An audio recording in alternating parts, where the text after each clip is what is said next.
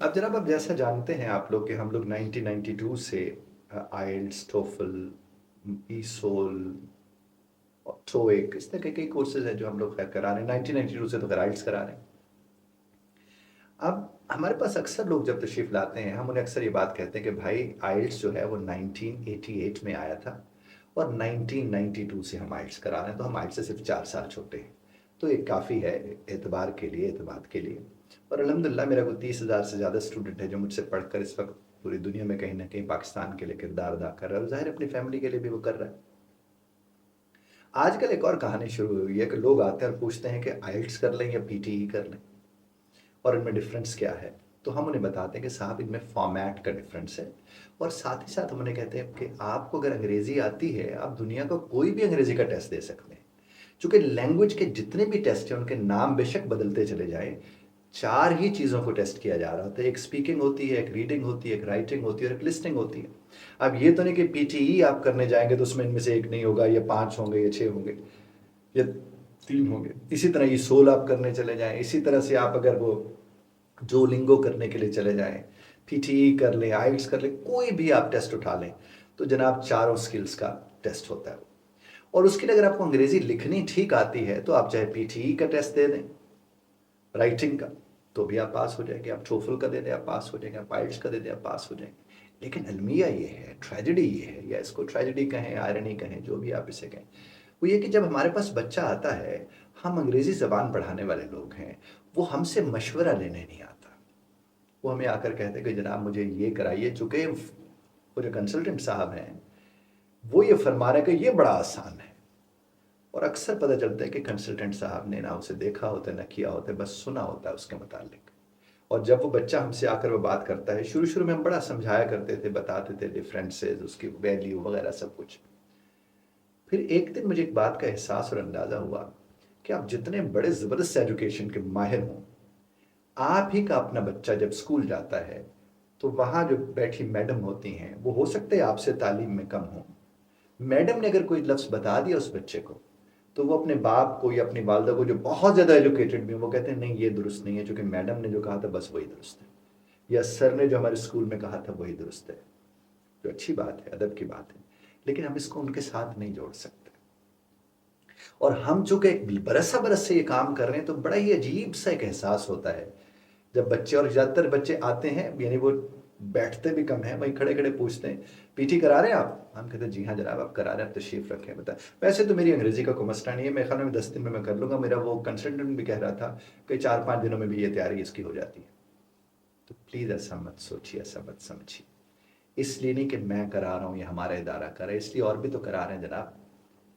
तो आप इसे पढ़ के आगे जाएं, क्योंकि अगर आप इसे पढ़ के नहीं जाएंगे, कोई जुगाड़ लगाएंगे, कोई सिर्फ इस तरह की चीज़ें करेंगे, हो सकता है कि वक्ती तौर पर उस इम्तिहान में अपनी ज़रूरत को पूरा करके आप चले जाएं।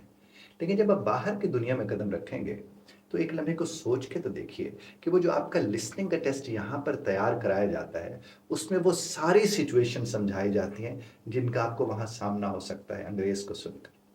मिसाल के तौर पर आपकी कोई चीज़ खो गई है, तो उसको ढूंढने के लिए अगर आप किसी पुलिस वाले से या किसी और से रब्ता करते, तो साहब वो तो अंग्रेज़ी होगा ना, वो आपसे उसी तर्ज के सवालात पूछेगा जिस तरह के लिसनिंग टेस्ट के अंदर आते हैं। इसी तरह से अगर आप किसी जगह पर जॉब कर रहे थे, काम कर रहे थे, वहाँ आपको किसी किस्म के प्रॉब्लम्स का सामना हुआ और वो आपका बॉस अंग्रेज़ है, तो वो आपके साथ उसी तर्ज की गुफ्तगू करेगा जिस तरह आपके लिसनिंग के टेस्ट में आती है। फिर जो यहाँ से पढ़ने के लिए जा रहे होते हैं, वो 4-4 5-5 सौ लोगों के हॉल में, लेक्चर वाले हॉल में बैठे हुए जब उस्ताद को सुन रहे होते हैं, तो पूरा चौथा सेक्शन जो आपका आइल्स का है, वो उसी के ऊपर है कि एक लेक्चर पूरे का पूरा सुन के आप उसके ऊपर जवाब देते हैं। इस तरह आपको ख़त लिखना पड़ जाए किसी को, एप्लीकेशन लिखनी पड़ जाए किसी को, किसी तहरीर को पढ़ के आपको कुछ करना कहना, तो साहब ये सिर्फ उसके लिए टेस्ट बनाया गया है। ये हरगिज़ इसलिए नहीं है कि बस आपको एक टेस्ट कराना उनके लिए ज़रूरी है। वो आप ही की आसानी और बेहतरी के लिए है। और बहैसियत उस्ताद मैं आपसे अर्ज़ ये कर रहा हूँ, बहैसियत उस्ताद उस ज़बान को पढ़ाने जो बरस बरस से ये करा रहे हैं, ये आपकी ज़िंदगी बदल देता है ये टेस्ट, अगर आप इसको सही तर्ज पर तैयार करके जाते हैं। चूँकि आप पहली दफ़ा अपने जो आपका निज़ाम तालीम है उसमें ऐसा कुछ भी नहीं है, क्योंकि अगर उसके अंदर ऐसा कुछ हो तो आपको आइल्स करने के लिए किसी इदारे में को जाना ना पड़े। आप बरस बरस से 16-16, 18-18 बरस अंग्रेज़ी में ही सब कुछ पढ़ने के बावजूद 3 पैसेज होते हैं, उनको पढ़ के आप हल नहीं कर पाते। और उससे ज़्यादा तकलीफ दे बात आपसे अर्ज़ करूँ, کہ ہمارے پاس جتنے بچے جن کو پڑھائی چھوڑے ہوئے زیادہ عرصہ ہو چکا ہوتا ہے وہ جلدی آئلٹس کر لیتے ہیں، جو تازہ تازہ پڑھ کے پھر رہے ہوتے ہیں ان سے آئلٹس جلدی نہیں ہوتا، ایک چیز۔ دوسرا، آئلٹس میں سب سے زیادہ پرابلمس بچوں کو جن دو سکلز میں ہوتا ہے وہ ریڈنگ اور رائٹنگ ہے، جس کو برس برس سے کر رہے ہیں، اور اسپیکنگ اور لسننگ میں انہیں اس طرح کی دقت نہیں ہوتی ہے جو انہیں کبھی بھی نہیں کی۔ آپ کے پورے نظام تعلیم میں کہیں آپ کا اسپیکنگ لسننگ کا یعنی انگریز کو سننے کا آپ کا نہیں ہوتا، نہ ہی آپ کے انٹرویوز وغیرہ اس طرز پر ہوتے ہیں کلاس کے دوران، ایسا نہیں ہوتا، یہاں وہ ہو جاتے صاحب۔ اور اس بات کو لے کر میں نے کئی اساتذہ کے ساتھ بھی یہ درخواست پیش کی، میں نے ان سے کہا کہ صاحب ہمارے بچوں کو جس طرز پر ریڈنگ رائٹنگ کرائی جا رہی ہے وہ یہاں کے وہ دو لفظ دو جملے اچھی طرح نہیں لکھ پاتے ہیں، وہ کسی کی پڑھی تحریر کو وہ نہیں کر پاتے، تو یہ اس نظام تعلیم کو دیکھ لے آپ اس کے نظر سے کہ آپ کو اندازہ ہو جائے گا یہ کیا ہے۔ تو میرے جو ایجنٹ حضرات ہیں ان سے بھی میں گزارش کروں گا کہ خدا رہا آپ ضرور اپنا کام کیجئے، بڑے اچھے طریقے سلیقے سے آپ کام کر رہے ہوں گے، لیکن بچوں کو اداروں میں بھیجیں، ایسا مت کریں جو ہو رہا ہے اور آپ کو پتہ ہے میں کہ آپ سے عرض کر رہا ہوں۔ ان کو آپ بھی مجھے بجا ہے، آپ بھی اکثر یہ فرماتے کہ سر بچے تو پڑھنا ہی نہیں چاہتے، آپ درست فرما رہے ہیں، لیکن آپ کا کہنا وہ مانتے ہیں۔ آپ اگر انہیں کہیں گے کہ آپ اگر اس دنیا کا حصہ بننا چاہتے ہیں جہاں جا کر آپ نے اتنا کمانا ہے اور آپ کی زندگی اتنی روشن ہوگی اور آپ کے خواب پورے ہوں گے، تو خدا را پڑھ کے جاؤ۔ آپ پلیز تھوڑا سا بھی آپ اگر انہیں ایجوکیٹ کرنا شروع کریں گے، اس سے کیا ہوگا، ہمارے ملک کا وہاں پر امیج ٹھیک ہوگا۔ انہی کو لے کر آپ کو پتہ ہے پھر آپ کو کتنے مسائل کا سامنا ہوتا ہے، چونکہ وہ جگاڑیے جگاڑ کے چکر میں ہر جگہ جگاڑ جگاڑ سوچ رہے ہوتے ہیں۔ تو میرے جتنے بھی کنسلٹنٹ دوست بھائی جو سن رہے ہیں اس وقت، یا ایجنٹس جو اس بات کو سن رہے ہیں دوست بھائی ہمارے، خدا را ان بچوں کو یہ کہیے کہ پلیز پڑھ کے جاؤ بیٹا، 2 مہینے کا کورس ہے، 1 مہینے کا کورس ہے، 4 ہفتے کا ہے، 7 ہفتے کا ہے، پڑھ کے یہاں سے جاؤ تاکہ ملک کو وہاں جا کر تم بدنام نہ کرو۔